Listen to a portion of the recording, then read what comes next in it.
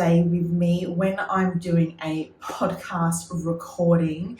I thought it'd be just nice to bring you along with me, see what I do, how I get ready. Obviously, it's all different depending on the time of the podcast. This one today happens to be an evening time slot, but normally they're morning times and I am up way earlier than this. So it's currently 7:30 in the morning. And so I'm just going to get ready and I'm going to have a really cruisy day, and let's bring you along for the journey.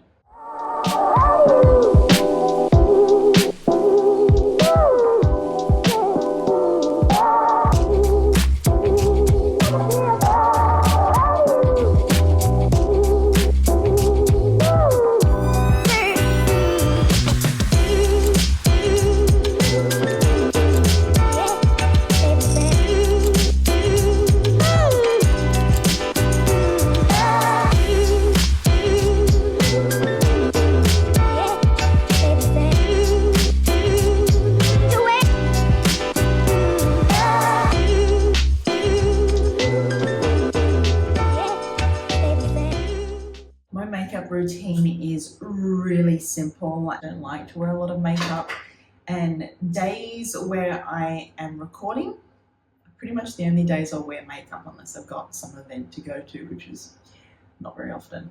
So I don't use anything special. I just use my fingers for all of my makeup because I'm lazy like that, but it gets the job done.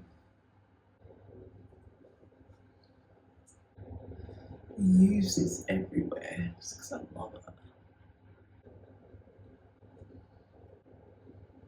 This blends so beautifully every time. I'm obsessed with this product. It melts into the skin and it's so lovely and natural. I love it. I don't do anything special. Just tame those eyebrows, and then a wee bit of mascara,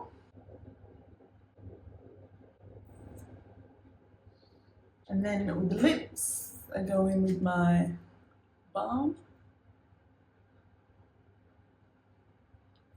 moisturize them, and go in my lipstick.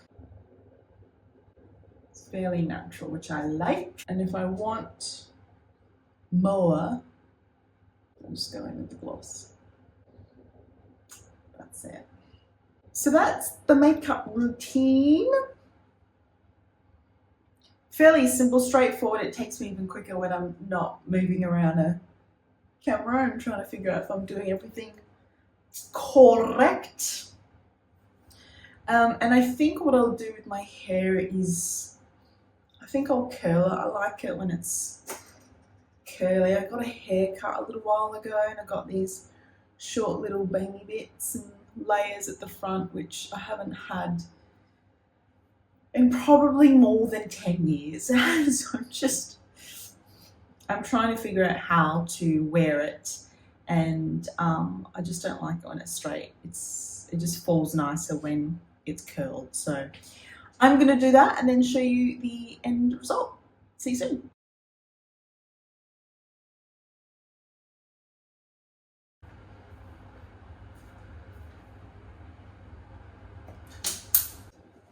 Oh no!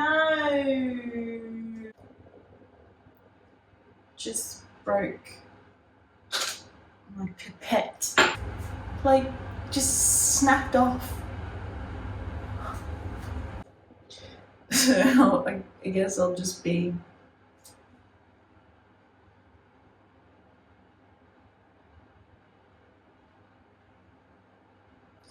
this is gonna be dangerous.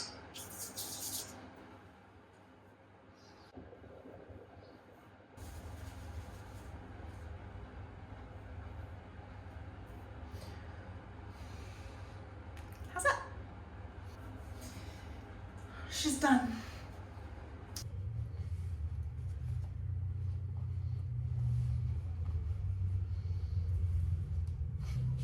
Let's go.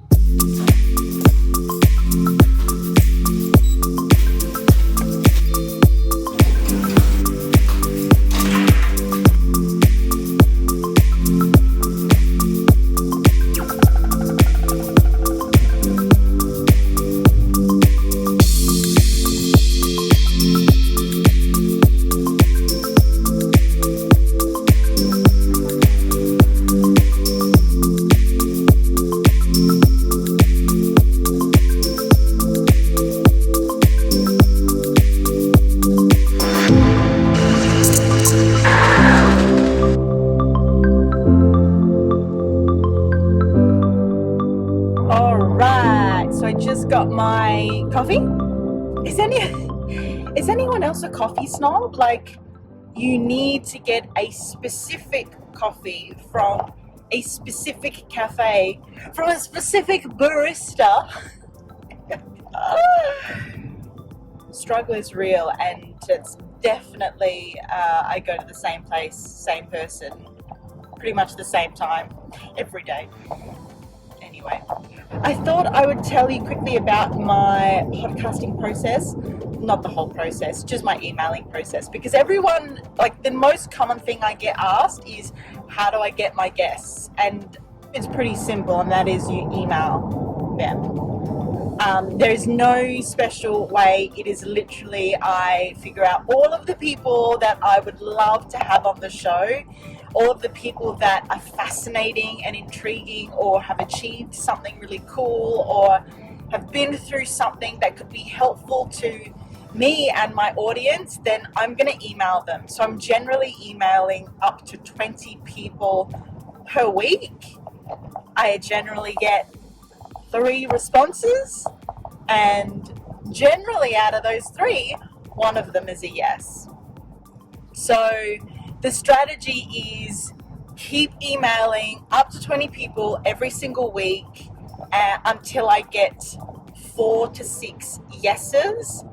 And once I've got that many, then I start obviously the researching process for the show, on the guest and the topics that I'd really love to cover. So that's my process for the podcast.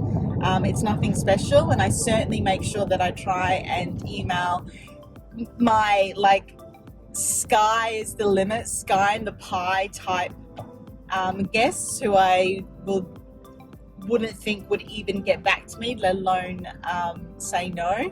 But, you know, like, you hear the stories of someone inviting Taylor Swift to their wedding and she ends up going. So if there is 0.0035% chance that I will get Taylor Swift on the show just by emailing, then I'm going to give it a go. There's nothing to lose, right? So, but I do make sure that the 20 people that I email, there's only like 1 or 2 of those types of guests on the email list. Otherwise, you'll just get no emails back, ever. Hello.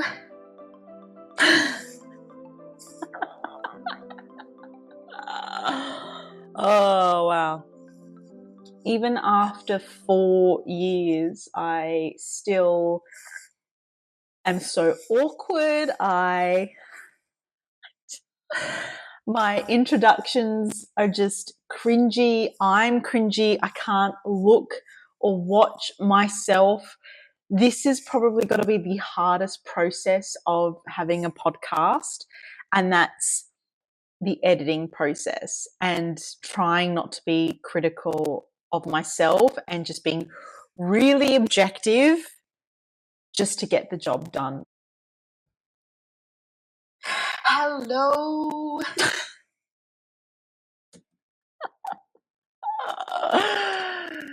Oh, who says hello like that? I've just finished watching my first episode for season 5 of the podcast, and I'm so happy with it. Like, there have been so many times in the past where I have been doing something. I've been either recording an episode or I'm recording a video or whatever it is. And in the moment, I'm just like, oh my God, so bad. And I'm so harsh and critical of myself. And it's one of those things where I have done it and I'm just like, no, I can't even look at it. I just can't. So I leave it, right? And then I come back to it, which is, in this instance, I recorded this episode maybe 4 weeks ago now and just left it. And then obviously now I'm looking at it and I'm just thinking, that's really good. Like, why was I so critical of myself? And I mean, it just goes to show how harsh we can be on ourselves for no reason. I mean, like if you are putting yourself out there, if you are trying new things, um, doing new things that, really challenge you and it really feels uncomfortable, then just give yourself a break because you're showing up, you're doing the thing, and that's something to celebrate. And not only that, like if you're doing something new for the first time and it isn't as great as you'd want it to be, guess what? Like that's normal. And the only way to get better at something is to continually do it. I mean, it's the same for anything in life. The most obvious example of that is, fitness and training. Like you're going to suck the first time you do something new, but with practice and training and consistency, you can get really, really good at it. And so I'm looking at this and remembering about the times where, like, I would look back at my footage of whatever I've done and I'd just be like, oh, I don't see me.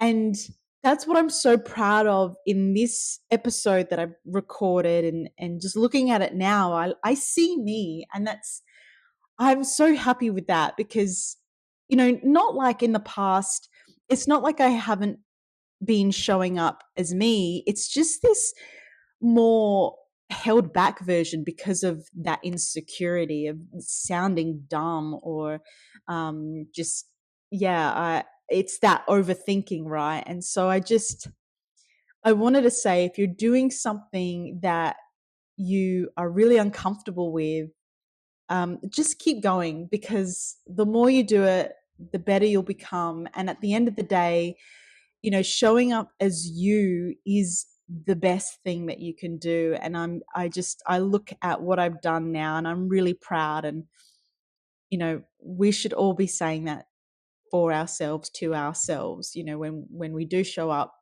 try the thing and keep going, should be proud of that. So I just wanted to share that because I'm stoked with how that's come out, and I'm really excited to share this one. So that's all.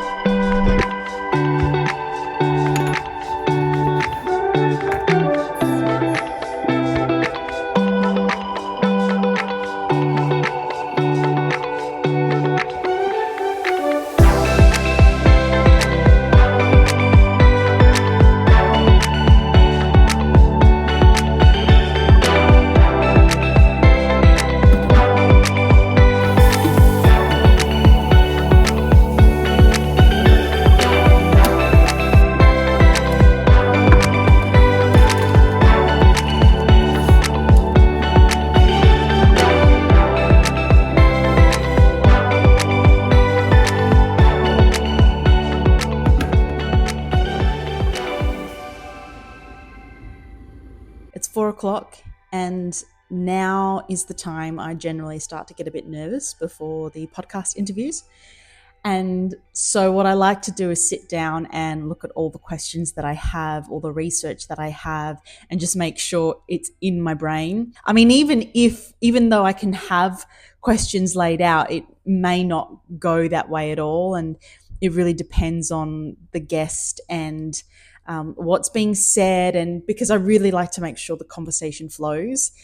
And if I have a question, but it doesn't make sense to say that after what they've said, then I've got to make sure that obviously I have something else. So this just allows me to have some flow. It gives me a better idea of, the sections in terms of the topics that I like to talk about. So if I'm talking about their training and they then mention injuries and I've got an injury section, then I can go to that section of the questions and pull something out. Or obviously, it's a conversation at the end of the day. So making sure that I am really present and listening to what they're saying and being able to have a question based on what they've said, and I mean, is really important, because whilst it sounds really easy, when I am nervous and feel like I need to be in control, I sometimes forget to hear what they're saying and forget to listen, and